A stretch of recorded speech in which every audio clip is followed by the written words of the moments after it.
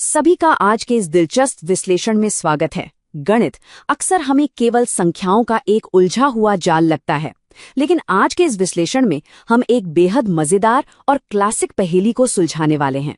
ये सिर्फ कोई आम गणना नहीं है, ये एक ऐसा परिदृश्य है जहां निर्माण और विनाश एक ही समय पर हो रहे हैं। विरोधी ताकतों के बीच का एक शानदार संघर्ष। आज की इस यात्रा में हम सीखेंगे कि जब अलग अलग काम करने की दरें यानी फ्लो रेट्स एक साथ टकराती हैं तो उन्हें कैसे समझा जाता है। ये एक ऐसा कॉन्सेप्ट है जो चीजों को देखने का नजरिया पूरी तरह से बदल कर रख देगा। तो चलिए शुरू करते हैं। चलिए सीधे असल सवाल पर आते हैं। स्रोत से ली गई ये चुनौती बिल्कुल स्पष्ट है।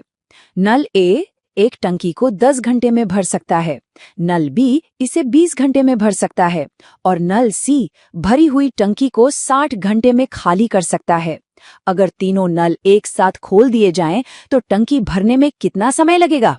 देखिए, ये केवल एक टंकी और पानी का सवाल नहीं है। असली पेंच यहीं पर है। एक तरफ टंकी को भरने की कोशिश हो रही है और ठीक उसी समय कोई उसे खाली कर रहा है। जब सारी ताकतें एक साथ अपनी पूरी क्षमता से काम करती हैं तो अंतिम नतीजा क्या होगा? यही इस पहेली का सबसे बड़ा रहस्य है। आइए इस गणितीय कहानी के सभी मुख्य किरदारों से मिलते हैं। हमारे पास कुल 3 किरदार हैं। पहला है नल ए। ये हमारा सबसे तेज हीरो है जो पूरी टंकी को केवल 10 घंटे में भर सकता है। दूसरा किरदार नल बी है जिसकी गति थोड़ी धीमी है, इसे काम पूरा करने में 20 घंटे लगते हैं। और अब कहानी में आता है असली मोड़। हमारा तीसरा किरदार नल सी। इसका काम टंकी को भरना नहीं बल्कि उसे खाली करना है। यह 60 घंटे में पूरी भरी हुई टंकी का पानी बाहर निकाल सकता है। कुल मिलाकर बात यह है कि हमारे पास 2 मददगार हैं और एक बाधा डालने वाला। इस पूरी खेल को समझने के लिए सकारात्मक और नकारात्मक काम के अंतर को समझना सबसे जरूरी है। एक तरफ सकारात्मक कार्य हो रहा है, नल ए और बी लगातार अपने लक्ष्य की ओर बढ़ रहे हैं, वे सिस्टम में कुछ जोड़ रहे हैं। लेकिन दूसरी तरफ नकारात्मक कार्य हो रहा है, नल सी उसी लक्ष्य के बिल्कुल खिलाफ काम कर रहा है। भौतिकी हो, गणित हो या फिर हमारी रोजमर्रा की जिंदगी, जब भी इस तरह की विरोधी ताकतें एक साथ मौजूद होती हैं तो सिर्फ कुल समय को देखकर उत्तर का अंदाजा नहीं लगाया जा सकता। इसके लिए हमें पूरी समस्या को एक नए नजरिए से देखना पड़ता है। अब सवाल उठता है कि इस पहेली को सुलझाया कैसे जाए। इसका एक सीक्रेट हैक है। हमें कुल समय के विचार को थोड़ी देर के लिए भूल जाना है और अपना पूरा ध्यान प्रति घंटे किए गए कार्य पर लगाना है। जरा सोचिए, अगर कोई काम 10 घंटे में पूरा होता है तो उसका सीधा सा मतलब है कि हर एक घंटे में उस काम का एक निश्चित हिस्सा पूरा हो रहा है। ये एक ऐसा वैचारिक बदलाव है जो इस पूरी जटिल समस्या को एक बेहद सरल 60 मिनट की विंडो में समेट देता है। अब हमारा सारा फोकस सिर्फ इस बात पर होगा कि ठीक 1 घंटे के भीतर उस टंकी में क्या हलचल मच रही है। तो चलिए अब इन कुल घंटों को क्रियाशील हिस्सों में बांटते हैं। पहला कदम, नल ए 10 घंटे में टंकी भरता है ना? तो इसका मतलब है कि ये 1 घंटे में टंकी का 1/10 हिस्सा भरेगा। दूसरा कदम, नल बी 20 घंटे लेता है तो ये 1 घंटे में 1/20 हिस्सा भरेगा। और तीसरा कदम, नल सी 60 घंटे में टंकी खाली करता है, जिसका मतलब है कि ये हर 1 घंटे में टंकी का 1/60 हिस्सा खाली कर देगा। अब हमारे पास काम करने की एक बिल्कुल स्पष्ट दर मौजूद है। चीजें अब धीरे धीरे साफ हो रही हैं। अब ये बटा या भिन्न वाली बातें कभी कभी दिमाग को थोड़ा उलझा देती हैं, इसलिए इसे और आसान बनाते हैं। मान लेते हैं कि पूरी टंकी की क्षमता 60 यूनिट है। अब 60 ही क्यों? क्योंकि 10, 20 और 60 इन तीनों का सबसे छोटा समापवर्त्य यानी एलसीएम 60 ही होता है। अब जादू देखिए, नल ए हर घंटे 6 यूनिट पानी अंदर डाल रहा है, नल बी हर घंटे 3 यूनिट पानी डाल रहा है और वहीं हमारा नल सी उसी 1 घंटे में 1 यूनिट पानी बाहर निकाल फेंक रहा है। अब कोई उलझन नहीं, सब कुछ एकदम साफ साफ यूनिट्स में मापा जा रहा है।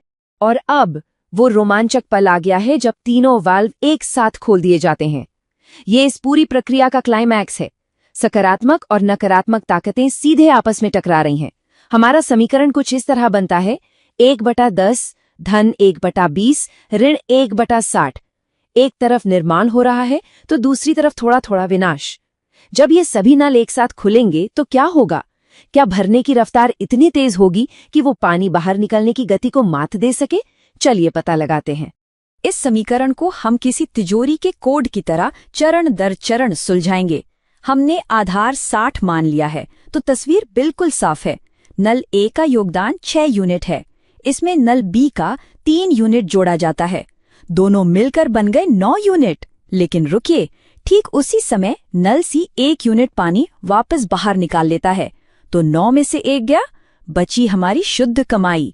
ये एक बहुत ही सुंदर और तार्किक गणितीय नृत्य है, जहां हर एक कदम अगले कदम का रास्ता तैयार करता है। तो अंत में हमें क्या मिला? 8/60, जिसे अगर हम थोड़ा काट पीट कर सरल करें तो आता है 2/15। अब इस संख्या के बारे में सबसे दिलचस्प बात यह है कि ये इस पूरे संघर्ष का असली निचोड़ है। ये मात्र कोई संख्या नहीं है, ये उस शुद्ध प्रगति को दिखाती है जो टंकी में हर घंटे हो रही है। नल सी की पूरी कोशिशों और रुकावटों के बावजूद हर 1 घंटे के अंत में टंकी का 2/15 हिस्सा सफलतापूर्वक भर रहा है। सकारात्मक ताकतें यहाँ साफ तौर पर विजयी हो रही हैं, और ये दर बिल्कुल सटीक रूप से बताती है कि उनकी जीत की रफ्तार क्या है। अब हम इस पहेली के बिल्कुल आखिरी चरण में हैं। हमें ये पता चल चुका है कि 1 घंटे में 2/15 काम हो रहा है। लेकिन हमारा मूल प्रश्न क्या था? कुल कितना समय लगेगा? इस दर को कुल समय में बदलने का गणितीय नियम बेहद सीधा और शानदार है। बस इस भिन्न को उल्टा कर देना है। जी हाँ, अगर हर घंटे 2/15 काम होता है तो पूरे काम को करने के लिए घंटों की संख्या 15/2 होगी। ये एक ऐसा साधारण लेकिन शक्तिशाली गणितीय पैंतरा है जो प्रति घंटे की दर को वापस कुल समय में बदल देता है। और बूम, 15 का आधा कितना होता है? 7.5, यानी 7.5 घंटे और 30 मिनट। यही इस क्लासिक पहेली का शानदार और विजय उत्तर है। जरा सोचिए, जब दोनों भरने वाले नल अपनी पूरी ताकत झोंक रहे हों और खाली करने वाला नल लगातार पानी बाहर फेंक रहा हो, तब भी पूरी टंकी ठीक 7.5 घंटे में लबालब भर जाएगी। अमूर्त दरों और भिन्नों से शुरू हुई ये यात्रा अब एक ठोस वास्तविक समय में बदल चुकी है। क्या बात है! अब सोचने वाली बात यह है कि क्या यह सिद्धांत केवल पानी और टंकी तक ही सीमित है? बिल्कुल नहीं। इन संयुक्त कार्य दरों को समझने का ये तरीका वास्तविक दुनिया में भी बहुत मायने रखता है।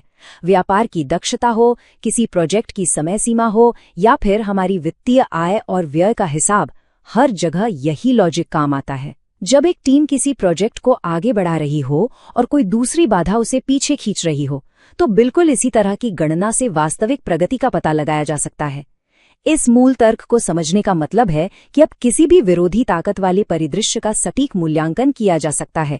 इस विश्लेषण को खत्म करने से पहले एक बहुत ही दिलचस्प और सोचने पर मजबूर कर देने वाला विचार छोड़कर जा रहे हैं।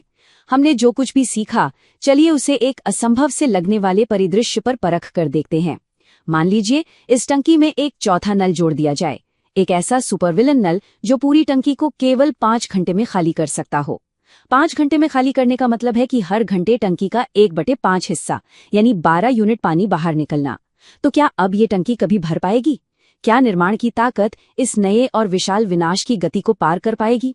इस सवाल पर जरूर विचार किया जाना चाहिए, क्योंकि असली ज्ञान इसी में है, सिद्धांत को सीखना और फिर उसे नई सीमाओं तक धकेलना। आज के इस विश्लेषण से जुड़ने के लिए बहुत बहुत धन्यवाद। ये आखिरी सवाल निश्चित रूप से गहराई से